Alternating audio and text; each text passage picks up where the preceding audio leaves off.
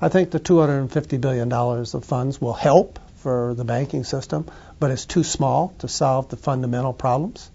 It's like a holding action, but we'll have to do a lot more in the future. I think right now they have not figured out a way to buy these assets, and that's why they responded with the equity. The long-run solution is to get these assets out of the banking system so we can get a clean picture of how badly damaged they are, and then inject additional capital into the banks. So the current action, in some sense, kind of camouflages the problem. Instead of getting them out, we just sort of try to flood it with assets. I think it will be difficult to see this as a program that will fundamentally change the attitude of bankers about whether this is a good time to expand loans. I think the first one is still what the Federal Reserve is fundamentally trying to do. We have to increase the liquidity that flows between the banks, so what's called the interbank market. In other countries, they've moved to guarantee those loans between banks. The United States is still unwilling to take that step. I think as well, the moves to do commercial paper and support it directly by government intervention is very good. It's very helpful for large banks. But that doesn't help small businesses in the United States, and they're the ones who are going to be most affected by the cutting off of credit by their local bank. So for small businesses, I think ensuring the deposits, as we recently did, is helpful.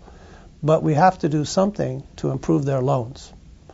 I think the next big area in which the government has to act is all the situation is going to continue to deteriorate until home prices stabilize, and we can build a floor underneath the level of current prices.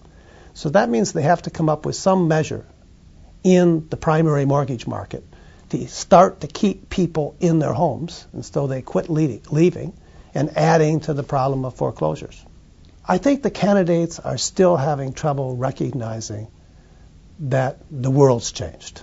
They had their proposals for long-term budget tax reductions and things like that, and they are now faced with a short-term economic crisis that will require them to postpone a lot of the things they intended to do and focus their energies almost exclusively on short-term stimulus to get the economy going again.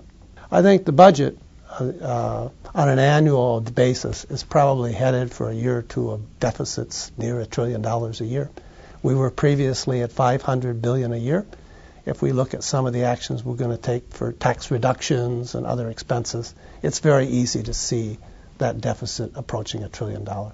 I think everybody should keep their focus on the economy. You can't do anything about the budget in a recession.